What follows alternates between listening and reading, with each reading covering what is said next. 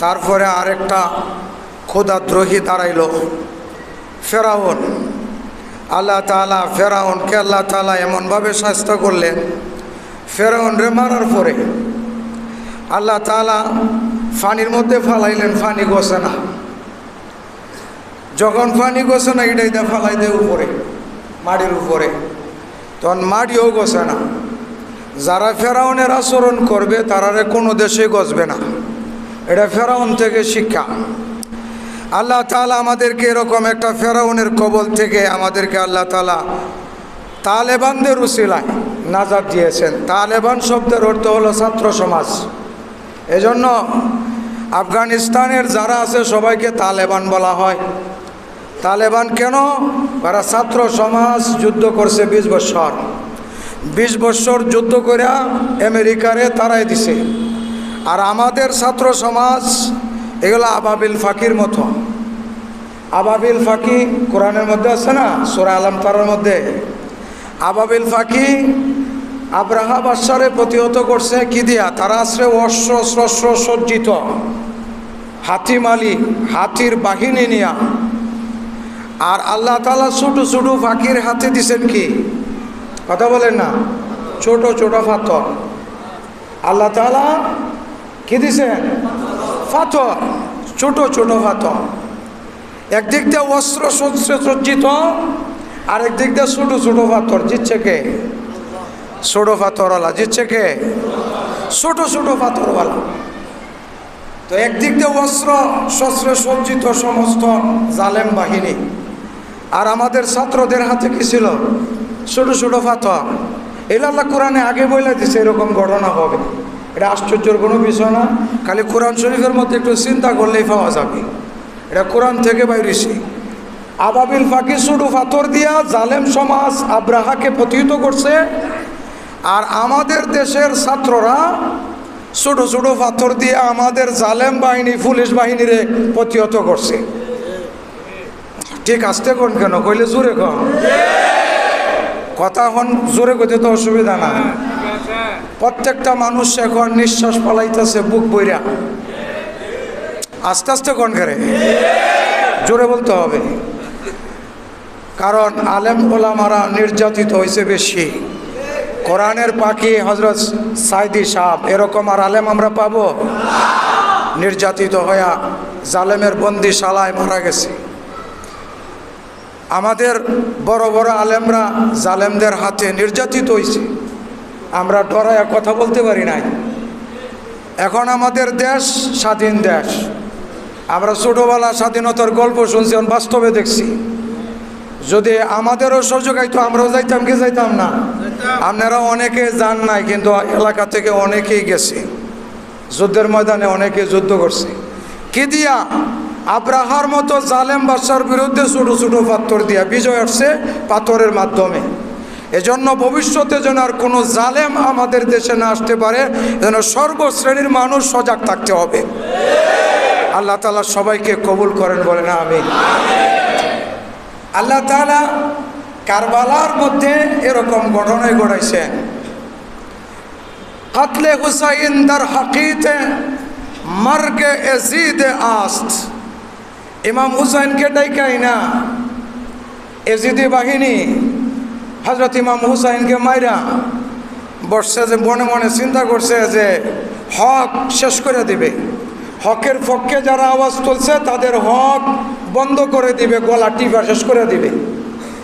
কিন্তু আল্লাহ তাআলার ফয়সালা কি?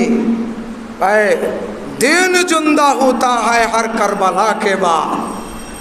প্রত্যেকটা বিপ্লবের পরেই আল্লাহ তাআলা সমাজের মধ্যে একটা পরিবর্তন দান করে।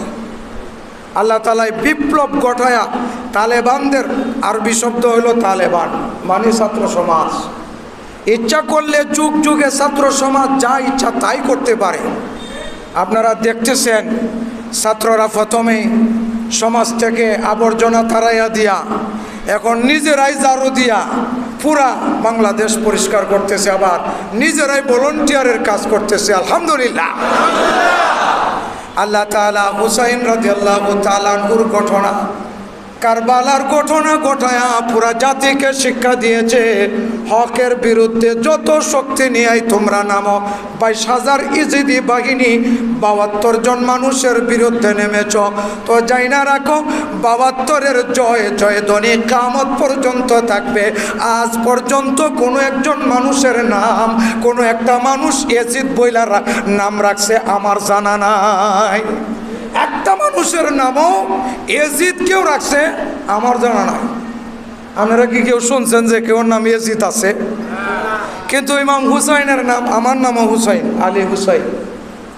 প্রত্যেকটা মানুষের নামে সে সিধা হুসাইন রাখবার ইচ্ছা করে যদি কেউ নবীরে ভালোবাসে, আর চিন্তা করে যে ইমাম হুসাইনের নামের সাথে মিলাই রাখলে নামে কাম দিবে।